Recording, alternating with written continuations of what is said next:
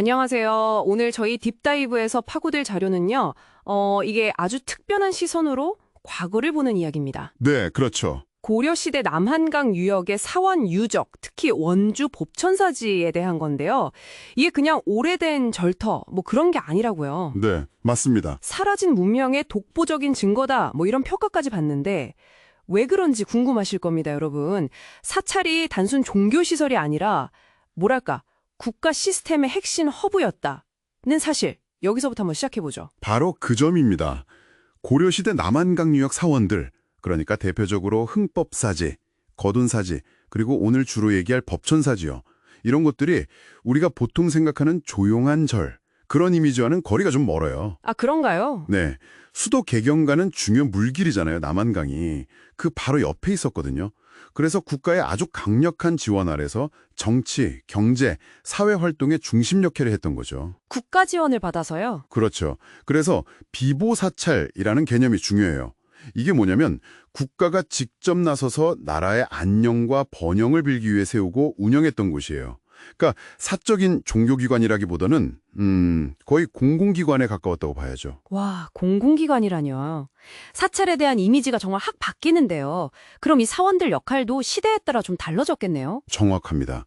이게 일종의 진화 과정을 거쳤다고 볼 수 있어요. 예를 들면 10세기 초 흥법사는 초기 왕권 강화의 어떤 거점, 전략적 거점 같은 역할이었고요. 아, 초기에는요? 네. 그리고 11세기 초 거돈사는 중앙 집권 체제를 다지는 데 기여를 했죠.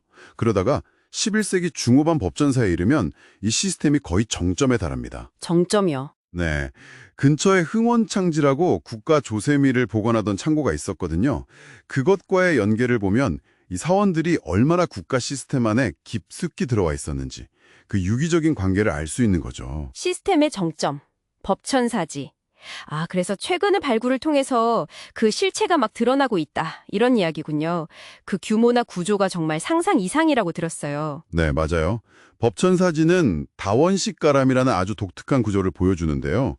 이게 뭐냐면 여러 개의 독립된 기능 공간들, 이걸 원이라고 부르는데 이게 모여서 하나의 거대한 복합단지를 이룬 형태예요. 여러 공간이 하나로요? 네, 발굴을 해보니까 크게 4가지 주요 기능 공간이 확인됐습니다. 네 가지나. 그럼 첫 번째는 어떤 공간이었나요? 역시 중심은? 그렇죠. 첫째는 역시 중심인 불지, 그러니까 예배 공간입니다. 여기에 금당터 기둥 간격이 6.2m나 되고요. 또 높이가 120cm나 되는 거대한 치미가 나왔어요. 지붕 장식이거든요. 120cm요? 와, 침이 하나가 사람 키만 한데요. 네, 그러니까 그 건물 규모가 얼마나 웅장했는지 짐작할 수 있죠.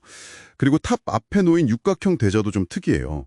이걸 보면 아마 특별한 국가 의례 같은 게 여기서 행해졌을 가능성이 높습니다. 국가 의례까지.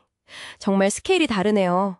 그럼 두 번째 공간은 뭔가요? 이것도 흥미롭다고 들었는데? 두 번째는 가장 높은 곳에 자리 잡은 고승 공간인데요.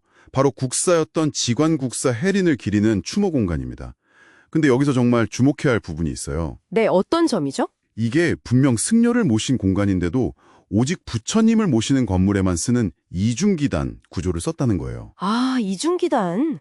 그건 정말 파격적인데요. 그렇죠. 이건 그 국사를 거의 부처님과 동급으로 신격화해서 이걸 통해 왕실의 권위를 더 높이려 했던 의도, 이게 아주 명확하게 드러나는 고고학적 증거인 셈이죠. 와, 왕실이 국사의 권위를 빌려서 자신들의 위상을 높이려 했다. 그런 정치적인 의도가 건축에 그대로 나타난 거네요. 그럼 세 번째 공간은요? 세 번째는 승지, 말 그대로 스님들의 생활 공간입니다. 여기서 온돌의 초기 형태인 구들이나 화덕 같은 난방시설이 확인돼서요. 실제 거주 공간이었음을 알 수 있죠. 아, 생활 흔적이군요. 네. 그리고 이곳에서 최고급 고려청자들이 정말 많이 나왔어요. 이걸 보면 국가 지원 아래서 승려들이 꽤 높은 수준의 생활을 누렸던 것 같아요. 최고급 청자까지. 정말 국가 지원이 대단했군요. 마지막 네 번째 공간. 이게 특히 놀랍다고 하셨죠? 네. 이게 아마 가장 파격적인 발견일 수 있습니다. 바로 속지와 원관인데요. 이게 뭐냐면 생산시설하고 공공서비스 공간이에요. 사찰 경내에서요. 대장간 유적이 나왔어요. 그것도 아주 명확하게요. 네, 대장관이요. 사찰 안에요. 네, 쇠들 다루는 과정에서 나오는 찌꺼기 있잖아요. 슬래그. 그거랑 화덕자리, 심지어 바람 넣는 송풍관 조각까지 발견됐어요. 그러니까 사찰이 자체적으로 철기를 만들고 수리까지 했다는 증거죠. 와, 이건 정말 상상도 못했는데요. 그렇죠. 그리고 그뿐만이 아니에요. 우물이랑 난방시설을 갖춘 독립된 건물들이 여러 채 확인됐거든요. 이걸 보면 남한강 수로로 오가는 관리나 상인들, 순례자들을 위한 대규모 숙박시설, 그러니까 일종의 원관, 여관 같은 걸로 운영했을 가능성이 아주 높아요. 사찰 안에 대장간에 여관까지 있었다니. 정말 말씀하신 대로 국가 인프라의 일부였네요. 이런 복합적인 사찰의 흥망성쇠 같은 건 유물로도 알 수 있겠죠, 그럼. 물론입니다. 법천사지에서 나온 유물들이 정말 방대하거든요. 그 자체가 역사를 말해줍니다. 통일신라 때 처음 만들어진 흔적부터 시작해서 고려 전기에 가장 번성했을 때는 왕실에서나 썼을 법한 최고급 비색청자, 그리고 황실 전용 무늬인 일휘문 기화 같은 게 나와요.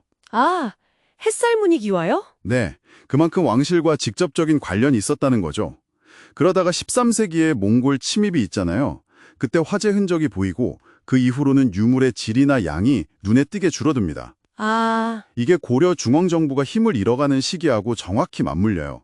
물론 고려 말에서 조선 초까지 명맥은 유지됐다는 걸 보여주는 유물도 조금 있긴 합니다만 결국 사찰의 흥망성쇠와 고려 왕조의 운명하고 그야말로 같이 간 거죠. 정말 드라마틱하네요. 국가와 운명을 같이 한 사찰이라. 그럼 이 유적들이 왜 세계적으로도 중요한 가치를 지닌다고 평가받는 건가요? 그 탁월한 보편적 가치, 오유비라는 거요? 네, 맞아요. 오유비, 이게 왜 유네스코 세계유산 잠정 목록에 오를 만한지를 설명하는 핵심인데요. 크게 두 가지 측면에서 볼 수 있습니다. 첫 번째는 이렇게 국가 통치 시스템, 경제 시스템에 불교 사원이 깊숙이 아주 복합적으로 통합된 경우는 세계적으로도 정말 찾기 어렵다는 겁니다. 아, 고려만의 특징이군요. 네, 고려만의 독특하고 또 이미 사라져버린 문명 시스템을 보여주는 독보적인 증거라는 거죠. 이게 OUV 기준 중에 세 번째, 3에 해당해요. 법천사지의 그 공간 구성 자체가 살아있는 증거고요. 네네. 그리고 둘째는 종교 기능에 더해서 행정, 생산, 심지어 공공 서비스 기능까지 이렇게 다양한 기능을 위계적으로 통합한 법천사지 자체가 국가 서비스 사원 복합체라고 부를 수 있는 전에 없던 새로운 유형의 건축물이자 경관이라는 점입니다. 이게 네 번째 기준 IB고요. 새로운 유형의 건축물? 그렇죠. 남한강이라는 교통로를 축으로 해서 사찰하고 조창, 흥원창을 연결한 걸 보면 이건 더 큰 그림, 즉 고려의 국토경영 전략까지 보여주는 탁월한 사례인 거죠. 발굴을 통해 확인된 원래 위치나 원래 재료 같은 것들이 유산의 진정성, 완전성을 아주 강력하게 뒷받침해주고요. 아하. 그래서 지금 우리가 보는 산속에 있는 절들, 산사 있잖아요. 그런 곳이나 아니면 다른 시대, 다른 나라의 큰 종교 유적하고는 확실히 구별되는 아주 독창적인 가치가 있는 겁니다. 오늘 이렇게 함께 살펴본 원주 법천사지를 중심으로 한 남한강 유역 사원 유적들. 이게 정말 단순한 옛 절터가 아니었네요. 종교기관이 국가 통치, 경제활동, 심지어 공공서비스의 완전 핵심축 역할을 했던 고려만의 아주 독특하고 복합적인 시스템. 이걸 보여주는 정말 생생한 고고학적 증거였습니다. 네, 맞아요. 정말 사찰이라는 공간에 대한 저희 어떤 고정관념, 이걸 완전히 뒤집는 이야기였어요. 그렇죠. 과거 사회가 종교하고 국가 권력 그리고 경제 시스템을 어떻게 이렇게 융합해서 운영했는지 그걸 보여주는 아주 놀라운 사례죠. 맞습니다.